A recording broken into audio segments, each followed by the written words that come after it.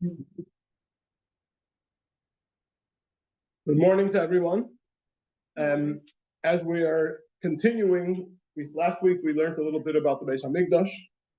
Remember, we learned about the steps going up from one section of the Beis Hamikdash to the other. So today we're going to look at something a bit different, and that is the last chapter of Hilchos Beis Habchira.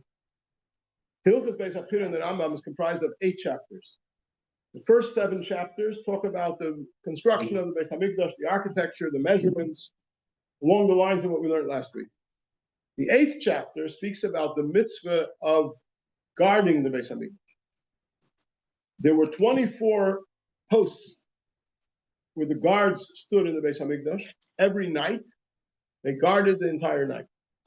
There were, out of the 24 posts, three were covered by the Kohanim, and 21 by the Levim. And the Mishnah in Midas talks about this in detail and goes through where these 24 positions were and how they were supervised. There was a Ish Habayis, that was the man in charge of the whole Habayis, would go around and check that all the guards were where they were supposed to be and doing the right thing. And if they weren't, there were certain punishments that were given out.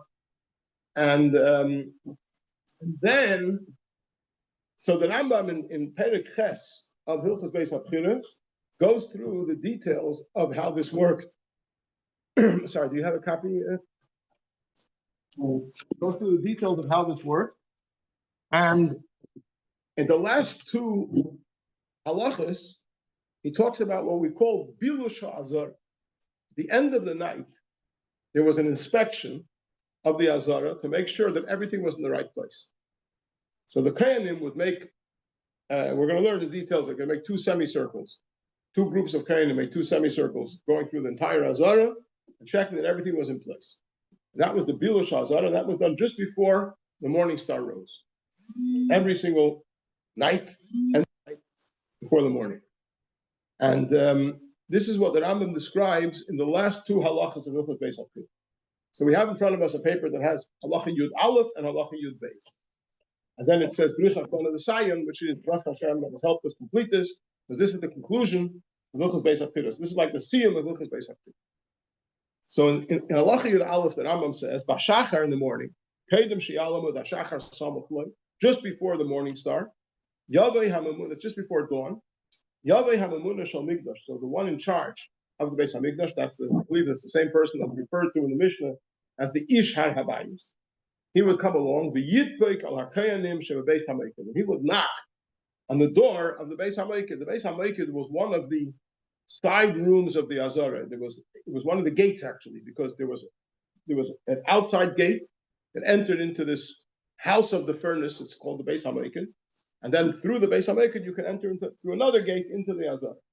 So this Beis Hamikdash was a large room with a furnace in the middle, and the Kohanim who were going to serve the next day in the Beis Hamikdash slept in that room. So the young Kohanim would sleep on the floor, and the older Kohanim had slabs coming out of the walls that they used as like bunks that they slept on in preparation for the next day's service in the Beis Hamikdash. So just before daybreak, just before dawn, the Ish Habayis would come along and knock on the door, the outside door of the Beis Hamikdash. The Kohanim would open it up for him. Not all as hamafteyach, that in this room there was a key to the inside gate. So he would take the key, he would open up the small gate, which was between the Beis Hamikdash and the courtyard of the temple. He, the Ish Habayis, the Mamuna, would enter from the Beis Hamikdash into the courtyard of the temple. And the Kohanim would follow behind him in 2 groups. They carried 2 torches. Each group carried a torch to illuminate the Azara so they could see that everything was in place. They divided into 2 groups. One group turned eastward and one group turned westward and formed a semicircle around the whole Azara. They would inspect, they would go through the whole Azara inspecting it. make sure that everything was in the right place, until each one completed a semicircle, and they met at a position in the Azara which was called Beis Oisei Chavitin. Now the Chavitin was the meal offering that the Kohen Gadol brought every day in the Beis Hamikdash. He would bring half in the morning and half in the afternoon. We read about this in Parshas Tzav. So the Kohen Gadol would bring a special mincha every morning and every afternoon in the Beis Hamikdash. That was called the Minchas Chavitin, and there was a special place where the Minchas Chavitin was prepared by specially trained people who had a special system how they would prepare this Chavitin of the Kohen Gadol. So this place where they worked was called the Beis Oisei Chavitin, and that's where the two groups of Kohanim would meet. When they got to the Beis Oisei Chavitin, Higiyu, when they arrived there, Elu va'elu Eimrim, so both groups would pronounce Shalom HaKol Shalom. Peace, everything is at peace. Meaning everything is in the right place, everything is ready to roll. That was the signal for the people that prepared the meal offering that the Kohen Gadol brought every day, which is called the Chavitin. That was their signal to start working. That's when they mixed the flour and the oil, and they got working on preparing the mincha for the Kohen Gadol. So until they got that instruction, until they heard the announcement, Shalom HaKol Shalom, they waited. As soon as they got the announcement, Shalom HaKol Shalom, it was time for them to start working, preparing the Chavitin, so they should be ready on time for the Kohen Gadol to offer that offering when the time comes. Okay, so everything is very, very structured, perfect. With a seder, everything has a time and a place. Then the Rambam continues in Halacha Yud Beis, and he says, "Kaseder hazeh eisim b'chol layla." This order was followed every night.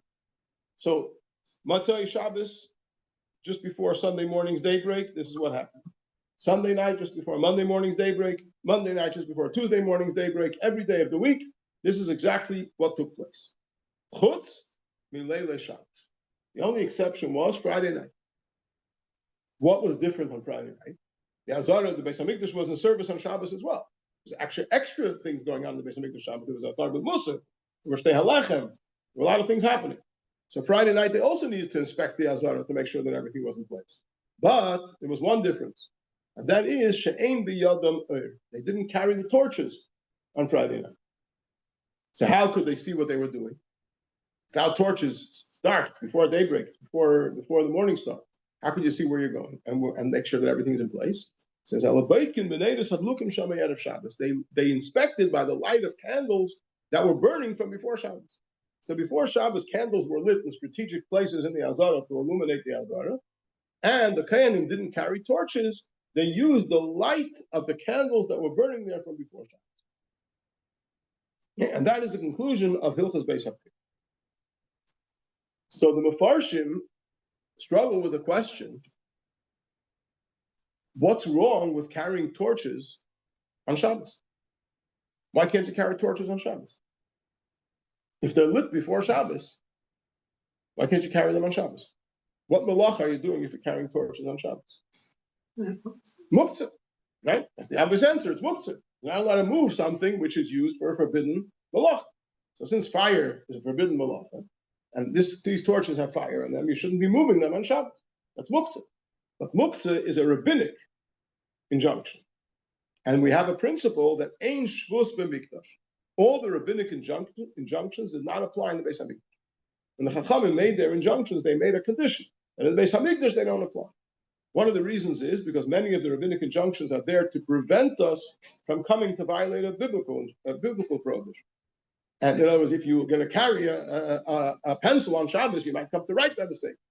Yeah, so the Chachamim prohibited us to carry things, to move things that are used for forbidden malachas, because they might be used, they might come to do the malacha. But in the Beis Hamikdash, the Kohanim that were serving in the Beis Hamikdash, they were very alert, and they were very on top of things. And the Chachamim relied on the Kohanim in the Beis Hamikdash that they could be trusted, that they won't make this mistake. So they didn't make any of the injunctions that the Kohanim made, that the Chachamim made, don't apply in the Beis Hamikdash. Ein shvus b'mikdash. It's a clock. So therefore, the Mefarshim wonder, why should the inspection on Friday night be any different from the inspection on any other night? It's okay to carry torches because you're only violating the prohibition of muktzah, and muktzah is a rabbinic injunction which doesn't apply in the Beis Hamikdash. So the Kesef Mishnah, written by Rabbi Yosef Kara, one of the top commentaries on the Rambam, It's for, let's say, a candle. You can't. No, I couldn't translate. What, about muktzah or ein shvus b'mikdash? Muktzah is a candle. You can't light a candle on Shabbos, right? Muktzah means set aside. Something which is set aside from your mind on Shabbos, you're not allowed to move. So once you light the candles on Friday before Shabbos comes in, that is set aside from your mind. You know you're not going to be touching that until Shabbos is over. If in the middle of Shabbos, for some reason, you want to move it, so that's called muktzah. It's been set aside, and now you can't move it until Shabbos is over. That's called muktzah. So this injunction of muktzah is a rabbinic injunction, and it only applies outside the Beis Hamikdash. But in the Beis Hamikdash, it doesn't apply. So therefore, the question is, why couldn't the Kayanim who were inspecting the Azara, inspecting the courtyard of the Beis Hamikdash, why couldn't they use torches the same way they used them a whole week? As long as the torches were lit before Shabbos. That's the question. The Kesef Mishnah asks this question, and he says that it appears that we only use the principle ein shvus b'mikdash. We only use the principle that a rabbinic injunction is not applying to Beis Hamikdash, only if we have no other choice. There's no other option. But if there's another option which doesn't violate the rabbinic injunction, sorry, do you have a copy? Oh. If you have another option which does not violate the rabbinic injunction, then we prefer to use the option which is without any cutting any corners. However, this statement of the Kesef Mishnah doesn't seem to be so straightforward, because we have a number of cases where we apply the rule of ein shvus b'mikdash, even though there are other options. One of the well-known examples is that we know from the Machzor on Yom Kippur that the Kohen Gadol, when Yom Kippur was the Kohen Gadol's day, he entered in the Kodesh HaKadoshim a number of times, and he changed from his white garments to his gold garments. Yeah, continuously a number of times whenever there are certain services in the Beis Hamikdash which the Kohen Gadol had to perform with his golden garments, and there were certain services on Yom Kippur which had to be performed uniquely with the white garments, like entering into the Kodesh HaKadoshim. So there was a continuous switch over from the white garments to the gold garments, gold garments, white garments, kept on changing. And every time he changed his garments, he had to immerse in the mikveh. And in the Masei, it goes through that in detail, how they would pull a curtain and the Kohen Gadol would immerse in the mikveh, and then he would put on the other garments and continue the next stage in the Avodah of Yom Kippur. Now the mikveh was ice cold, freezing cold mikveh. So if the Kohen Gadol was a young man, so for a young man to immerse in a freezing cold mikveh a few times on Yom Kippur, not the end of the world. People go to Arizal's mikveh and nobody complained. However, if he was an old man, or he wasn't so well, so it was a little bit of a challenge to immerse so many times on Yom Kippur in a freezing cold mikveh. So they tried to take the chill out of the mikveh. How do you take the chill out of the mikveh? So there's two options. One option is you take a red hot rod, put it in the fire, an iron rod, stick it in the fire. You can stick it in the fire even before Yom Kippur.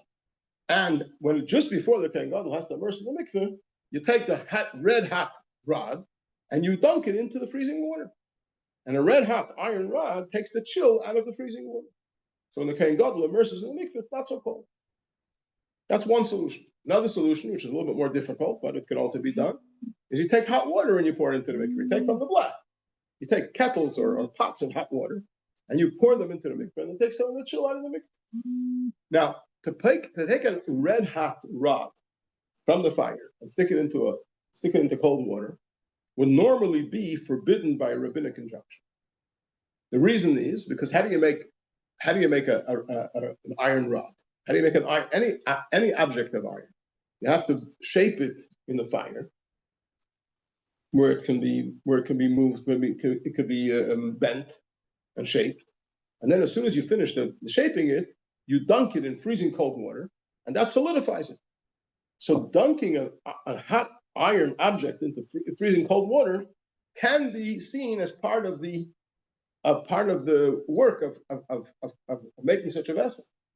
So therefore, even if you're not making the vessel at the time, you're just sticking it into the cold water to warm up the water, it's still considered forbidden midrabanan. It's a rabbinic prohibition on Shabbos. How can you put the iron in the basement? You can't use iron in the structure of the Beis Hamikdash, but you're allowed to take a piece of an iron rod and put it in the fire. What's the problem? Not building it into the Beis Hamikdash. Where was it? Yeah. It was in the Beis Hamikdash. There were a number of mikvahs in the Beis Hamikdash. This mikvah was in the Azara. It was just off the side of the Azara, and that's where the Kohen Gadol would go to the side, and over there he would tovel in the mikvah and change into the other clothes. Normally not, but this is part of the Avodah of Yom Kippur. You can't shecht on Yom Kippur either, and you can't burn things on Yom Kippur, but this is part of the Avodah.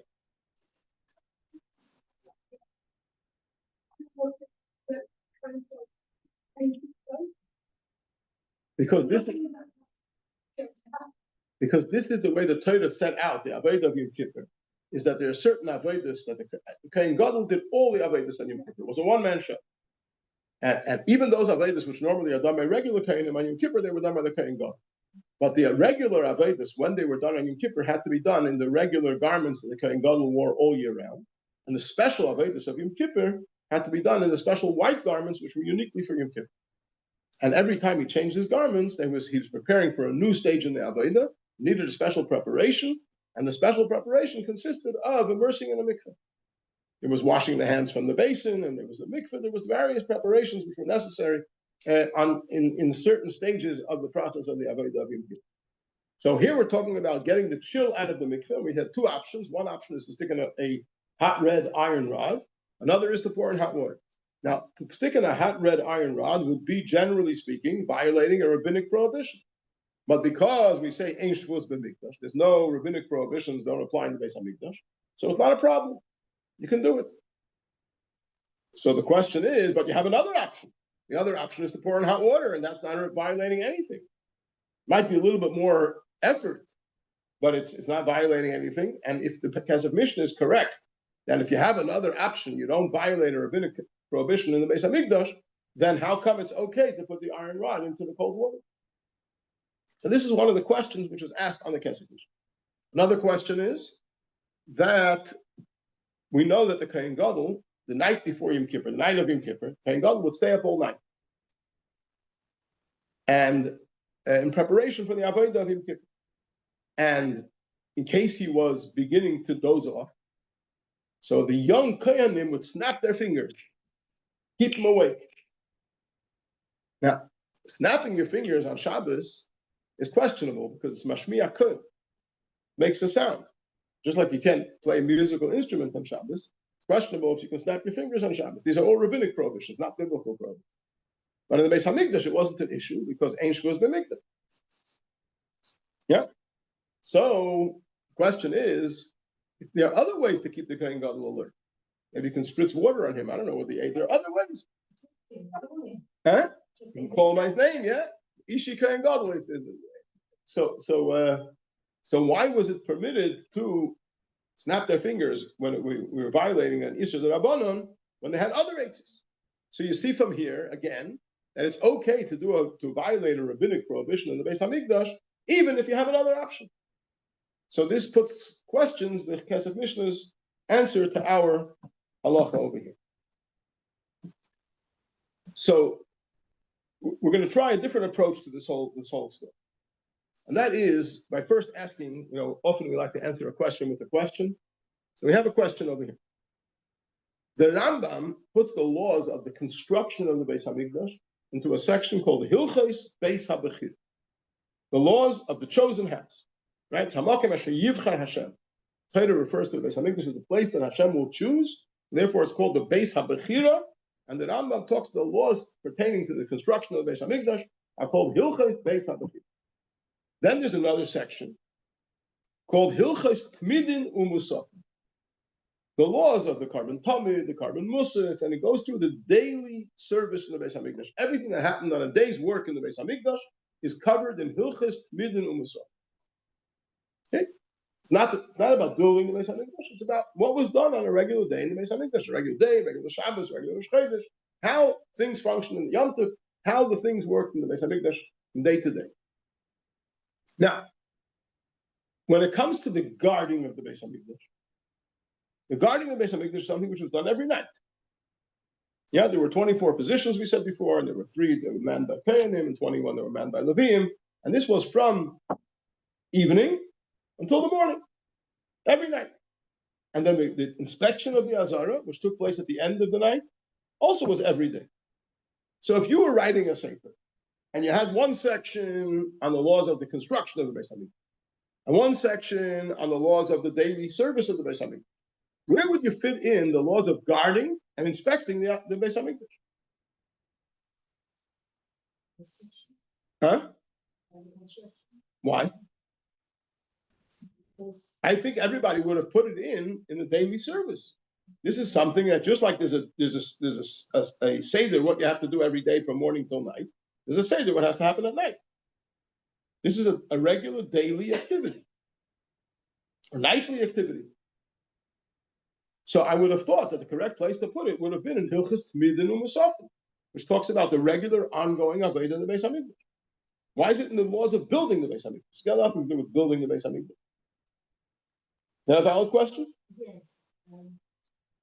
It integrated in the big view of the Beis Hamikdash to the fact that the last producings just flying like that. I understand everything that was done in the Beis Hamikdash is the Beis Hamikdash was built for the purpose of making karbanos in the Beis Hamikdash. But offering of karbanos is not part of building the Beis Hamikdash. That's the next step. After the Beis Hamikdash is built, you have a karbanos of the sacrifices that were brought every. So after the Beis Hamikdash is built, then you have a seder what you do in the Beis Hamikdash. That's a separate section of halacha. So it would seem, I would think at first glance, that the guarding of the Beis Hamikdash and the inspecting of the Beis Hamikdash belongs in the laws of the daily activity in the Beis Hamikdash rather than in the laws of the building of the Beis Hamikdash. Yeah, I think that makes sense.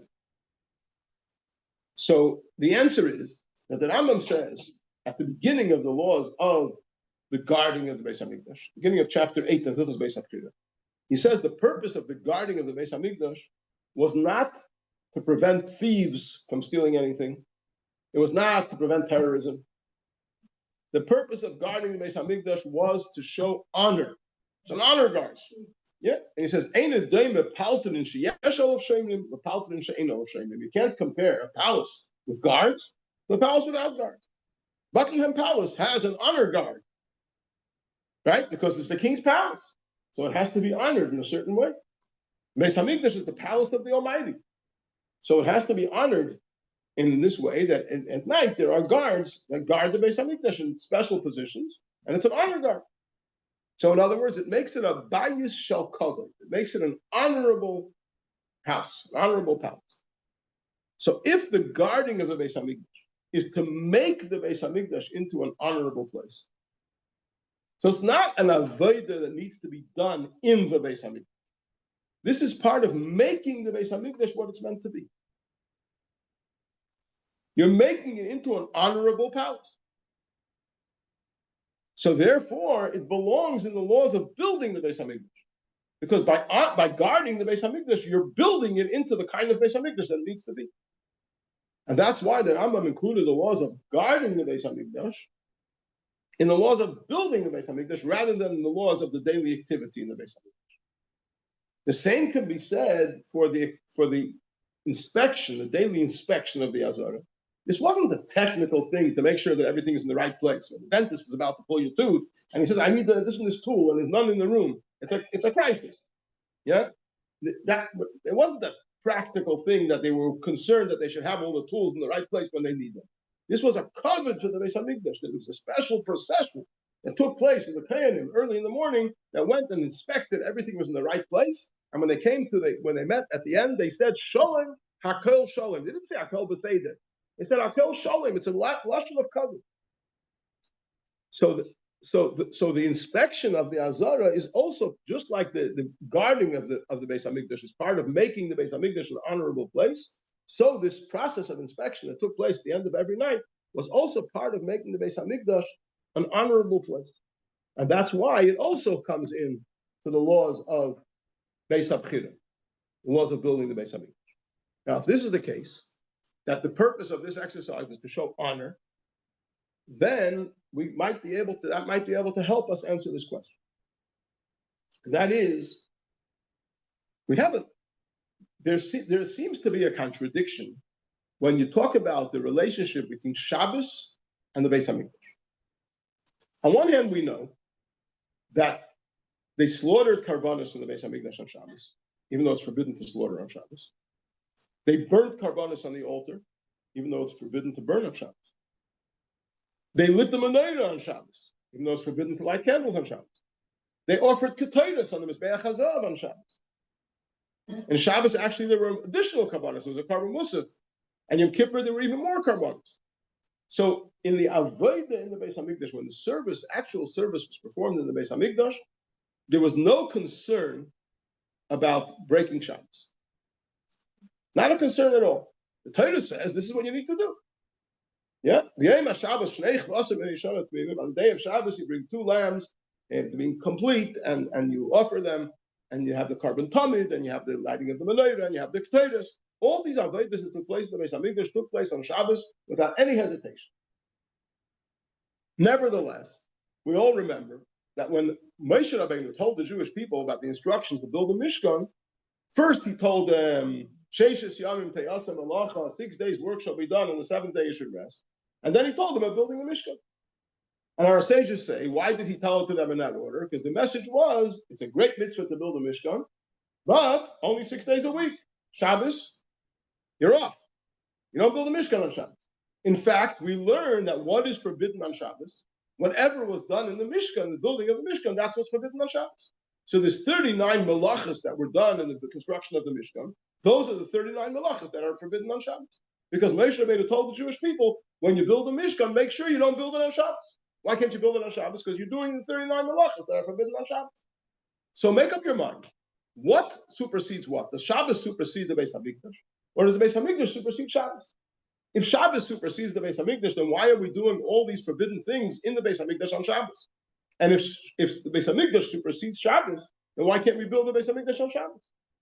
Why can't we build the Mishkan on Shabbos?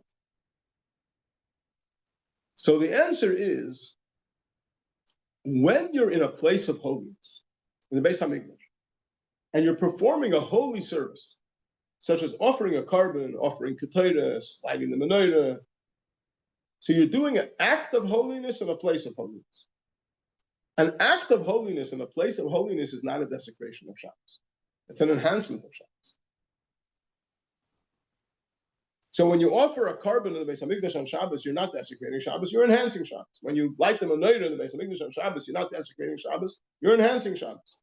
When you offer ketayros in the Mizbeach HaZahav in the inner chamber in the Beis Hamikdash on Shabbos, you're not desecrating Shabbos, you're enhancing Shabbos. When the Kohen Gadol went into the Kodesh HaKodashim on Yom Kippur with a pan full of coals and sprinkled the incense on it, and it filled the house with smoke, that was the Avodah of Yom Kippur that was enhancing Yom Kippur. Right? So an act of holiness in a place of holiness doesn't desecrate Shabbos. However, when you're building the Mishkan, or when you're building the Beis Hamikdash, what are you doing? You're taking something ordinary, something mundane, and you're transforming it into holiness. This is the act of transformation of the mundane into the holy. That's the construction of the Mishkan, construction of the Beis Hamikdash. So when you're transforming the mundane into the holy, that cannot be achieved by an act of desecration of Shabbos. You can't make something holy by desecrating Shabbos. So therefore, the building of the Mishkan, the building of the Beis Hamikdash, which is taking the mundane and transforming it into holy, that you can't do on Shabbos. But once you already have a state of holiness, you're in a place of holiness, and you're doing an act of holiness. You're not doing that. You're not transforming the mundane into the holy. You're completely enveloped in holiness. Then what you're doing then is an act of holiness. It's not a desecration. So therefore, when it comes to doing the avodah in a fartike Beis Hamikdash, in a completely structured Beis Hamikdash, then it's not a desecration of Shabbos at all. But when you are building the Beis Hamikdash, you're transforming the mundane into the holy, that you have to refrain from doing on Shabbos, because the way to achieve holiness is not through a desecration of Shabbos. Yes? Yeah, I'm just thinking it must have been confusing. Yeah, so Mrs. Goldblatt says it must have been confusing. Well, let me just respond to that. Have you ever been to a bris on Shabbos? Have you ever been to a bris on Shabbos? Yeah. Was it very confusing? No, why not? Because you know that it's a mitzvah to perform a bris, and it supersedes Shabbos. It's not a desecration of Shabbos, it's an enhancement of Shabbos. It still must have been confusing. If you're accustomed to being in the Beis Hamikdash, you know that in the Beis Hamikdash, this is the way it goes. The same Almighty that commanded us not to perform these works on Shabbos said that in the service of the Beis Hamikdash, it's a mitzvah to do it. However, that's only when you're already in the Beis Hamikdash and you're performing a holy service in the holy place. But when you're engaged in the act of creating holiness, then the way to create holiness, taking the mundane and transforming it into holy, has to be done in a holy manner. And you can't compromise and desecrate Shabbos in the process of making something holy. Question about the bris. Yeah. Because you take a holder, take somebody there, and you make it into holy. Good. So I'm not going into now why the Torah says this should be done, this shouldn't be done, but it's clear in the Torah that a bris can be done on Shabbos. Rabbi Gordon, can I ask you? With this cloud? I don't know. Rabbi Question Gordon, the question sorry, was that by a bris, the child is uncircumcised and you're circumcising him. So it's also transforming. So maybe the answer is that a Jewish child is holy even before he's circumcised, just revealing what was there all along. Rabbi Gordon, can I ask you a question? Of course you can ask. Okay, you know when we were saying on Shabbos, you're in a place of kedusha. Therefore, if you light the menorah, then you're not desecrating Shabbos. But by The taking menorah a match, but when you take a match, the match is mundane. You're taking a match, you're striking the match, and then you're lighting the menorah. So you are taking the mundane to the kedusha level. Yes, but then you're striking the match in the Kodesh for the purpose of Kodesh. In other words, the whole activity is part of the operation of holiness.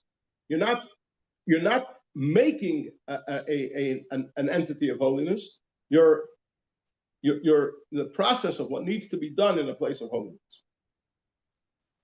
Thank you.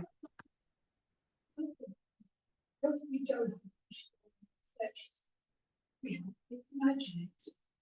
Okay, I'll buy that. Yeah, 100%. But that's why I gave the example of the bris, because something that we have experienced. Or take example of if someone has to call an ambulance on Shabbos, God forbid. So also you don't think that you're not desecrating Shabbos, you're enhancing Shabbos. That's the way Shabbos is kept under those circumstances. Okay. So back to our point. This being the case. So now, when it comes to the principle of Ein Shvus B'Mikdash, that there's no rabbinic prohibitions in the Beis Hamikdash. So perhaps the way it works is like this.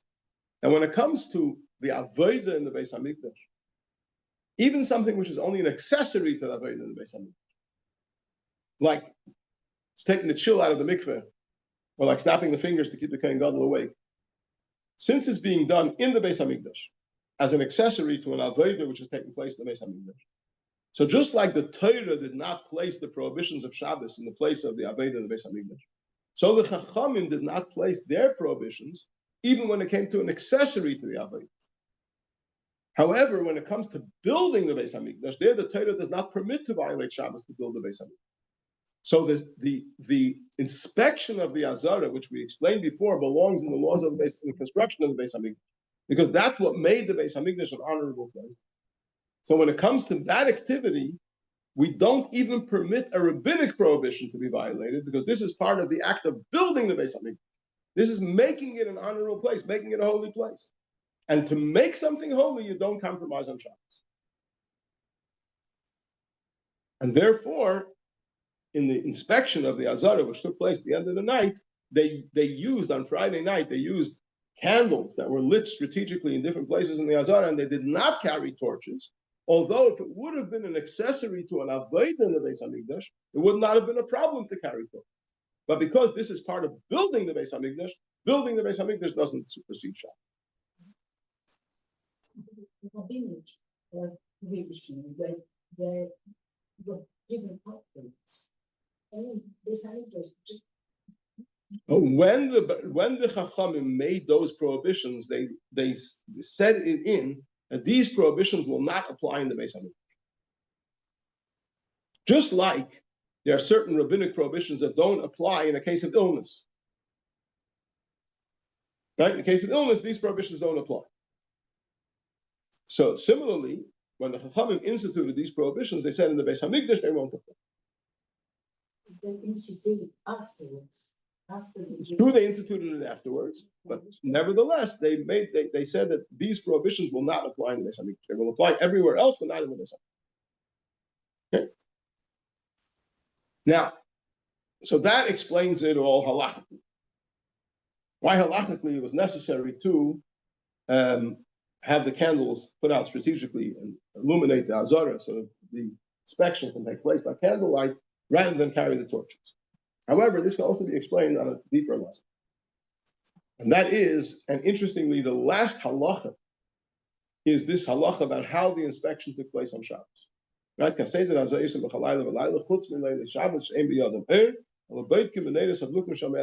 last halacha in Hilchos Beis HaKli. Why is this the last halacha in Hilchos Beis HaKli? Because we know that Laila, night, represents Golus. Right? Golus is dark, like the night. Leile Shabbos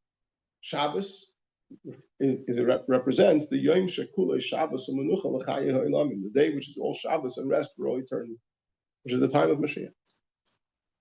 So the ultimate, we said in last week's shir that the mitzvah of Asuli Migdash V'Shachanti B'Seicha, make for me a sanctuary, so I will dwell in your midst, in its midst, is originally that mitzvah was given in connection with the sanctuary in the desert, the Mishkan. But then it takes a larger proportionate role in the building of the Beis HaMikdash, the first Beis HaMikdash, and then the second Beis HaMikdash. But the ultimate fulfillment of this mitzvah will be in the ultimate Beis HaMikdash, which is the third Beis HaMikdash, in which is the Yom Shekulei Shabbos U'Menucha L'Chayei Ha'olamim. So the Rambam wants to allude to the ultimate, at the conclusion of Hilchos Beis HaBchira, the Rambam wants to allude to the ultimate Beis HaMikdash, which is the Shabbos Dika Beis HaMikdash. The Yom Shekulei Shabbos U'Menucha L'Chayei Ha'olamim, which is the third Beis HaMikdash. And he says that what happens in that Shabbos Dika Beis HaMikdash, she'ein biyodam ur. They will not be carrying light. Why won't they be carrying light? In other words, we won't have the capacity to generate light in the Beis HaMikdash HaShlishi. Why? How do we generate light? When we are challenged and we overcome a challenge, we can't be bothered, and nevertheless we push ourselves to do the right thing. Or we're tempted to do the wrong thing and we control ourselves. And we say, for Hashem's sake, I'm going to do the right thing and not the wrong thing. So when you do that, when you battle with the various challenges that life gives you, and you overcome them, you're generating light. You generate light. We learned in Tanya that the revelation of godliness, which is generated through iskafius etrachra, through subduing the negative forces and saying, no, I won't give in to this. I'm going to do it the right way, is a tremendous revelation, tremendous light brought into the world through rising to the challenge and overpowering temptation, etc., etc. However, in the third Beis HaMikdash, when Mashiach comes, it'll be so obvious that the truth is godliness, and godliness will be the only obvious reality. So there won't be any challenges. And because there won't be any challenges, there won't be any generation of light. There won't be the power to generate light. Because when do we generate light? When we're battling with the darkness, then the battle with the darkness generates light. But if there's no battle, then we don't have the capacity to generate light. So aim the other. So then you might ask, so how will we be able to manage in the third Beis HaMikdash if we can't generate light? What's going to illuminate the third Beis HaMikdash? So the Rambam says, the light that will illuminate the third Beis HaMikdash will be the candles that were lit before Shabbos. Meaning, when is before Shabbos? When is Erev Shabbos? Erev Shabbos is right now. Just before the coming of Mashiach, when the darkness is so intense and the challenges are so great and so difficult. And nevertheless, Yidden rise to the challenge and they overcome those challenges. And they do the right thing and say the right thing and think the right thing, despite the fact that it's tempting and it's dark and it can't be bothered, all the issues. And nevertheless, we overcome them. And we stand strong in our faith in Hashem and our commitment to Hashem, and we do what we have to do. So then we're generating such a light that will illuminate the lights that are lit on Erev Shabbos. They will illuminate the Beis HaMikdash HaShlishi. So what's going to make the light after the time of Mashiach? What's going to provide the light? The challenges that we're facing right now. So sometimes we might think, we say in Shemon Esrei, V'sham na'aseh lefanecha k'mitzvahs etzema. And there, in the third Beis Hamikdash, after Mashiach comes, that's when we're going to perform the mitzvahs properly. So right now, what we're doing is really not so meaningful. It really doesn't make such a big difference. It doesn't matter so much. Mashiach will come. That'll be the real game. That's what it'll really matter. Says the Rambam, just the opposite.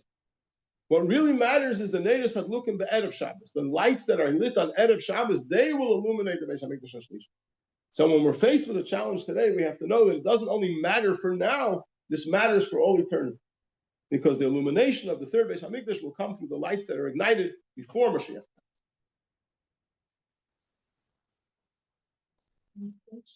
And because when you do all these times for now, we create light. Right. So we're creating light not only for now, but also for the future. creating light in the future. Creating this kind of light is not a prohibition. Creating this kind of light is a big mitzvah. It's a very holy avodah. We learned in Tanya, it quotes from the Zohar, that the spreading of light that takes place through standing up to the challenges of the Yetzer Hara is a greater revelation of godliness than any other praise that we can give Hashem. I think that's a very, very beautiful concept, very inspiring, very beautiful. So why can we do that in this? We're creating light. We're talking about creating light in the sense of bringing ruchnistic light into the world. So once the challenges are removed, and the temptations are removed, and the darkness is removed, so the achievement is not so meaningful anymore, because you weren't faced with it wasn't so hard for you. It'll all be a given. It'll all be a given. Obviously, you're going to want to do the right thing when Mashiach comes. It'll be so obvious. Now that we're in the darkness and it's not so easy, and nevertheless, a Yid rises to the challenge, he does the right thing, he doesn't do the wrong thing, this is what generates light. And not only does it generate light for now, it generates light for all eternity. So you're going to be in the Beis Hamikdash HaShlishi, you're going to see the reason that it's luminous. The Beis Hamikdash HaShlishi was because you managed to get yourself to rise to the occasion and do the right thing, even when it wasn't in fashion.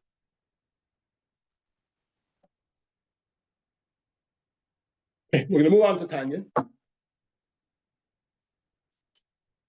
So in Tanya, we're towards the end of chapter 2, Perek Beis. It's page Zayin, numbers on top of the page, which is page 10, numbers on bottom of the page. We are just after the brackets. It's about 8 lines from the top of the page. 7 to be exact.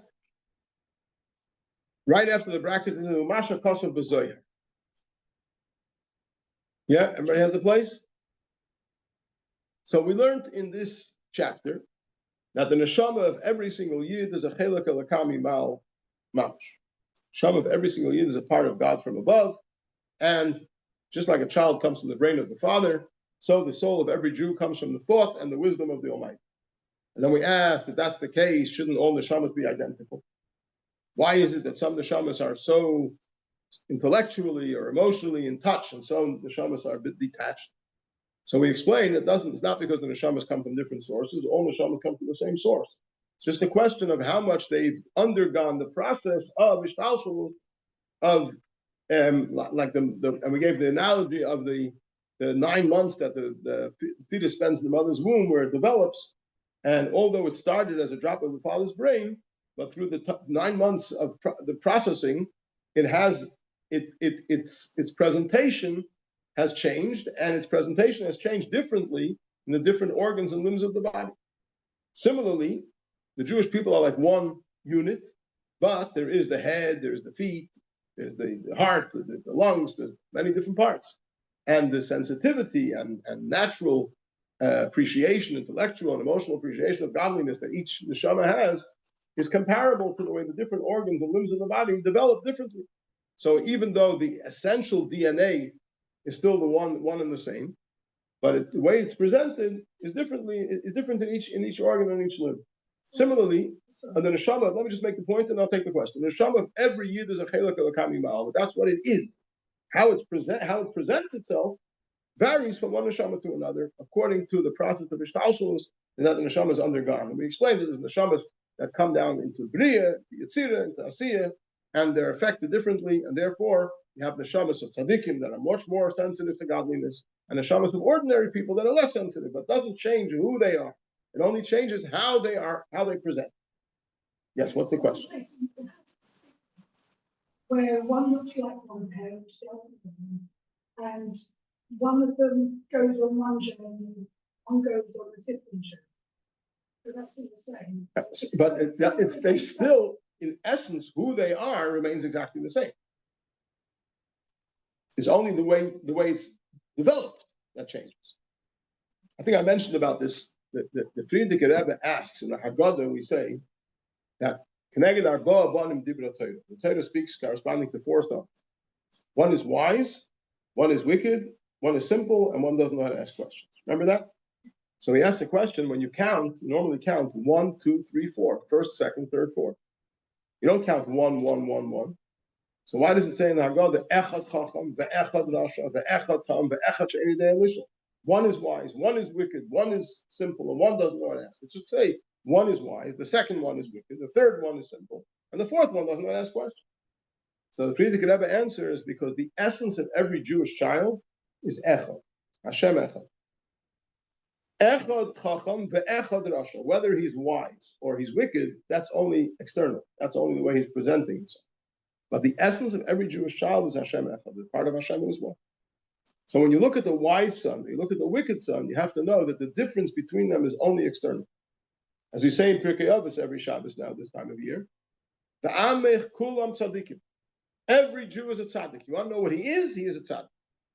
Neitzer Matos is the branch of my planting, Hashem says. Masei Yadei Le'Yispar, the handiworks of my hand with which I pride myself. Hashem turns to the Malachim and he says, look at my wonderful, wonderful children. Aren't they a pride? Aren't they incredible? Now what happens if somebody is behaving in a way which is not so incredible? So he has a behavioral issue. That doesn't change his essence, doesn't change who he is. For some reason, he's struggling to express who he is. It doesn't mean he's not that anymore. He is a part of God that is struggling to behave like a part of God. But it doesn't change his essence, doesn't change his identity. So it's Echad Chacham, ve'echad Rasha, ve'echad Tam, ve'echad She'ein Elisha. Similarly, you have in the body of that, which makes up the whole Jewish people, you have the neshamas of tzaddikim, you have the neshamas of ordinary people, you have the neshamas of people that are struggling, but in essence they're all the same. They're all a chelik alakam imal. Just through ishtalshalos, they've come to different places, and ultimately, what they are in essence will prevail.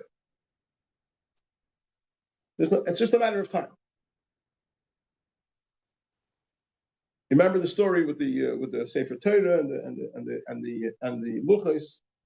Father told many times that Friedrich Rebbe, when he first came to America, and he took on his project of campaigning that America is nicht anders.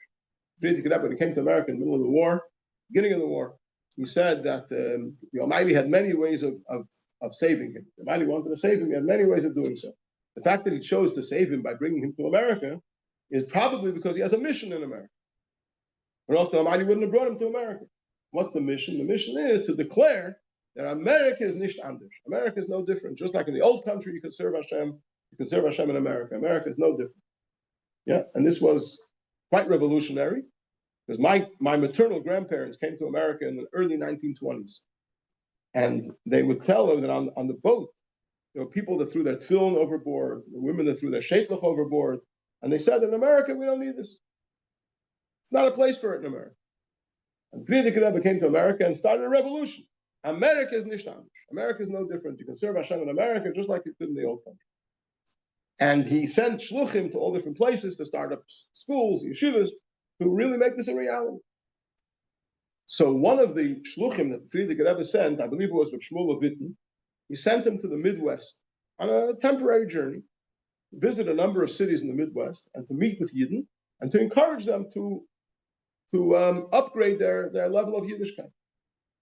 So he arrived in one city, I'm not sure which city it was, and he met with the Rav of the community. And he told him what he was sent for and what he's doing here, and he asked him if he would introduce him to the members of his community. So he said, yes, come to Shul on Shabbos. And on Shabbos, a lot of people are in shul, and I'll introduce you. Fine. So that's what he did. So the Rav gets up Shabbos in shul, and he says to his community, he says, in the old country, every city, every big city, had a sefer, had a scribe, looked after the Sifrei Torah, the Tefillin, the mezuzos. Every city had a sefer. There were small towns that couldn't afford to support a sefer just for that town. There wasn't enough work for a sefer in that little town. So what they would do was there were roving sofrim that would travel from town to town. And when the sefer came to the town, they would take out the Sifrei Torah. The sefer would inspect them. People would bring their tefillin, their mezuzos, and they would check them. And a few years later, he came around again, whatever it was. So the Rav said to his community, he said, a Jew is like a sefer Torah. And a sefer Torah has many letters. Each letter represents a certain mitzvah. Right? So you have Shabbos is a letter, Kashrus is a letter, Taras HaMishpacha is a letter, Mezuzah is a letter, Tefillin is a letter. There are various, every letter in the Sefer Torah represents a mitzvah. And he said, and just like in a Sefer Torah, sometimes the ink can come off the parchment, leave touching up. It makes a shiloh in the Sefer Torah. So it can happen that a Jew is like a Sefer Torah, and sometimes one of the letters gets a little cracked. It's a little weak in his keeping of Shabbos, a little weak in the way he keeps kosher, a little weak in the way he keeps Taras HaMishpacha, a little weak in the way he keeps mezuzah, whatever mitzvah it is. So he said, well, the Lubavitcher Rebbe sent us a spiritual sofer. He's going to meet with everybody in the community individually and discuss with them their level of Yiddishkeit and see what letters can be touched up, how they can upgrade their game, up their game in that specific mitzvah in which they are struggling. That was the introduction. And he set up appointments with people, and he met with them, and he achieved a lot. When he came back to New York, and he went into the Frierdiker Rebbe, and he gave over the report of what took place, and he shared this story with his Rav, with the introduction that he got, which he thought was very beautiful. So the Frierdiker Rebbe said to him, it's a beautiful story. With the Sefer, with the whole, aber es ist nicht emes. But it's not true. Why is it not true? He said, because a Yid is not a Sefer Torah. A Yid is Shnei Luches HaBris. A Yid is the two tablets of the covenant. In a Sefer Torah, you have ink and parchment. You put the ink is imposed upon the parchment, and they're two different entities. And therefore, it can happen sometimes that some of the ink come off the parchment, and the Sefer Torah becomes possible. It's an invalid Sefer Torah. In the case of the two tablets of stone and the 10 Commandments etched into the tablets, there aren't two entities, ink and parchment, that one can separate from the other. There's only one entity. The letters and the stone are one. And they can never come off the stone. The only thing that can happen is some dust can get into the letter. Into the grooves of the letters, some dust can get in. And all you need to do is blow at it. The dust blows out of place, and you see the beauty that was there all along. To understand that a Yid is not like a Sefer Torah, where it's possible that the ink can actually come off, and he's no longer a valid Jew. That can never happen by a Yid. A Yid is like Shnei Luches HaBris, is like the tablets, in which the letters are a central, integral part of the stone, inseparable. You look at him and you don't see it. Because there's dust there. Either there's dust on him or there's dust in your eyes, but somewhere there's dust. You need to blow off the dust, and then you'll see how the Amech Kulam Tzadikim, every Yid is righteous, every Yid is the handiworks of the Almighty, every Yid is Hashem's planting, a branch of Hashem's planting, and his handiworks with which he prides himself. And that the essence of every Yid is Echad. If you see the tzaddik or the chacham or the rasha or the tam sheni de elishal, it's because you're looking at the external appearance.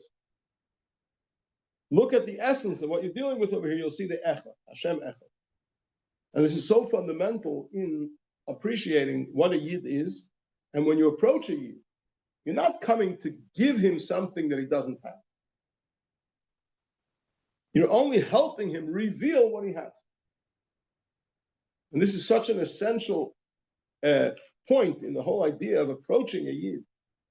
And some people think, why is it important to reach out to another Yid? Because he's potentially a Shomer Shabbos. He's potentially a Talmud Chacham.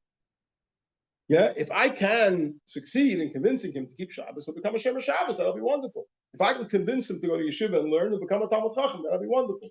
Right now, he's a problem. I'm trying to solve the problem. The Rebbe's approach is no. Right now, this is Masei Yadai L'Hispar. This is the most beautiful gem in the world. This is Hashem's planting, his handiworks that he prides himself with. It's the branch of his planting. It's a gem. Only thing is, could be there's some dust covering over some of the presentation, and you need to help him blow away the dust and reveal the beauty which is already there.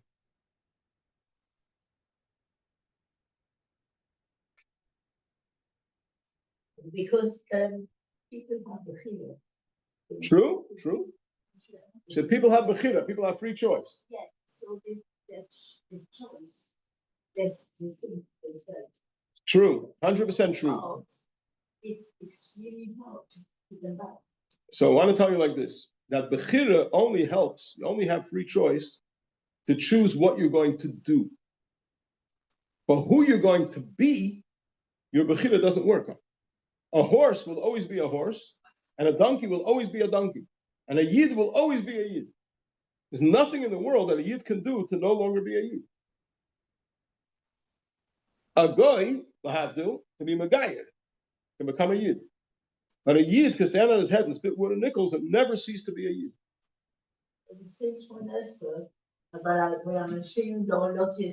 Right? So. And therefore, what's the best way that relate these sikva?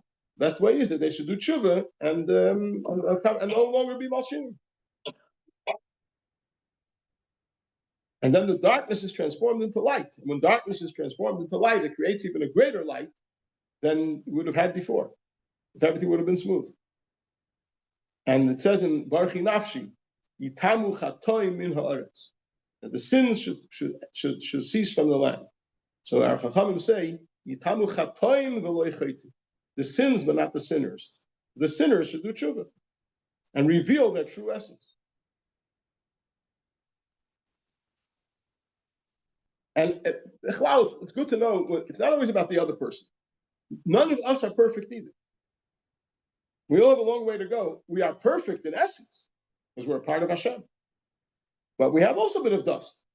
And we need to blow off our own dust, and we need to help other people blow off their dust. And the best way to start the process of helping other people blow off their dust is to recognize how beautiful they are.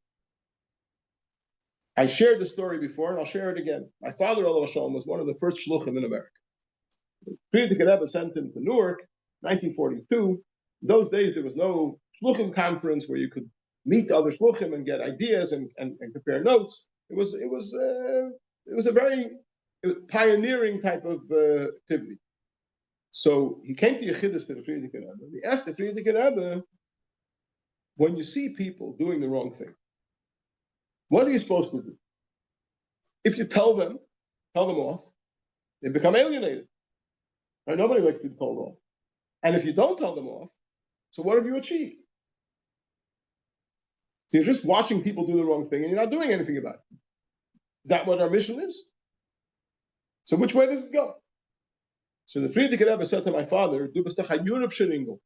My father came from Europe at the age of 13. So you remember what the shtetl looked like. So the Friedrich Rebbe said to my father, you're a European boy. You probably remember that in the shtetl, there was a schwitzbad. It was a public sauna. And in this public sauna, there were steps. Yeah, steam bath. There were steps. And as you went up the steps, it got hot. Every step, heat rises. So as you go up the steps, that got hotter and hotter. And as it gets hotter, the steam becomes hotter, and the pleasure is more intensified. And on the top step, where the heat was at its hottest and the pleasure was greatest, there was a guy over there with a branch, a bezin, and he would whip the people. When you got whipped, at this point, it was like the greatest pleasure in the world. It was like a massage. As you're in that most intense point of the steam bath, you get massaged. It was like Gan Eden. Yeah. So the Friedrich Rebbe said to my father, imagine if this guy with the branch would run out in the street and go around whipping people. So one of two things would happen. Either people would run away, or they would hit him back. Self-defense. Yeah, nobody would give him a tip for it. Nobody would thank him for it. Yeah, but if you take a person, you lift him up, and you warm him up, and then you give him a whipping, he begs for more. So the answer to my father's question, he says, you have to take a yid and you have to lift him up, make him feel special, because he is special. Warm him up, and then if you give him a little bit of reprimand, he'll say, "Thank you. Tell me what else I need to fix." Because he'll realize who he really is. And if he realizes who he really is, he realizes that if this is who I am, then I need to up my act, that it should match with who I am.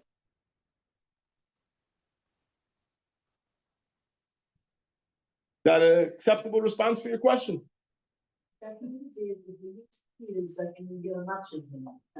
Because he's really chashuv, not just because you're machshuv him in order because you're playing a game with him. He's really chashuv. He is. By the Eibishter, he's really chashuv. And they asked the Alter Rebbe, what is greater, Avas Hashem or Avas Yisrael? To love the Almighty or to love a fellow Jew? So he said, if you really love someone, you love who they love. So Hashem loves every Jew. I have to ask him about Hashem. So the best test of your Avas Hashem is how much you love a fellow Jew. Especially in the 3 weeks coming to the 9 days when the Beis Hamikdash was destroyed because of sinas chinam. So the best way to correct that is sinas chinam means hatred for no reason. So the antidote for sinas chinam is avas chinam, to love for no reason. You love someone because they're a big Talmud Chacham or a very big Baltzdak, they do a lot of mitzvahs, they do a lot of Ma'asim Tovim, and they're very admirable. That's not chinam. That you're not loving them for nothing. You're loving them because they earned your love. They earned your admiration. But if you love someone that didn't do anything to earn your admiration, you just love them because it's a fellow Jew. Yes. Why don't you know who you are? Why don't we know who we are? Because if it was obvious to us to know who we are, then, as I said before, Hashem wanted there should be free choice. And if it was obvious to us that we're so special, it would be so tempting to always do the right thing that it almost wouldn't be free choice. So Hashem made it that it's confusing. We have a Yetzer Hara and a Nefesh Habamis that tries to confuse us, and we have the Torah that's trying to straighten us out and help us see things from a straight perspective. And as the Gemara says, Hashem says, I created the Yetzer Hara and I created Torah as an antidote. So we have the Tanya that has it all figured out very, very clearly. And when we study Torah, and especially Pnimis HaTorah, we get the inner aspect of the inner dimension of Torah. We get a very clear picture on what things are really all about. If we didn't have a Yetzer Hara, then there would be no mitzvah in overcoming it. It would mean we would have nothing to achieve in our lives. Life would be very pointless. Yeah. But not in order to really confuse us. It's just a challenge. That's what I meant. So that's what I meant to say. Yeah. So if anybody wants to take these copies with them, they're welcome to. If you want to return them, I'll take them.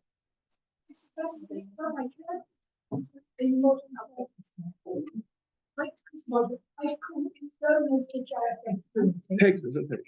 Thank you. To get a child.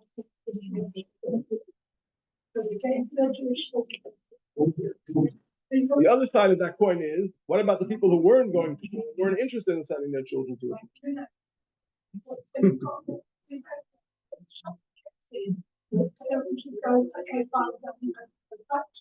But you then get the parent who goes, I like this, I think we'll continue doing it. So one of the differences between whether the parent becomes a parent that says I'm done or says I like it is how do they feel when they get to shul? How do they feel other people are looking at them?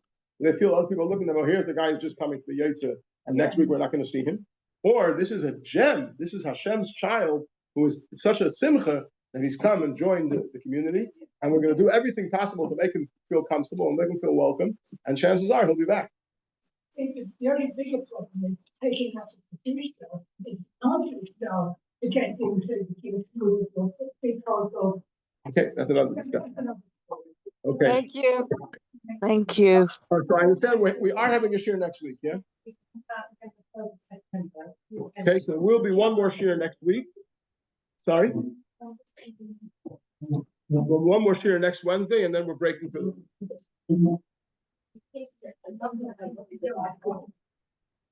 Especially if we grew up in a community where everybody looks with a linka and a yid who doesn't exactly conform with our standards. So it's an inner transformation of our whole perspective on life, and that is a big avodah in this generation.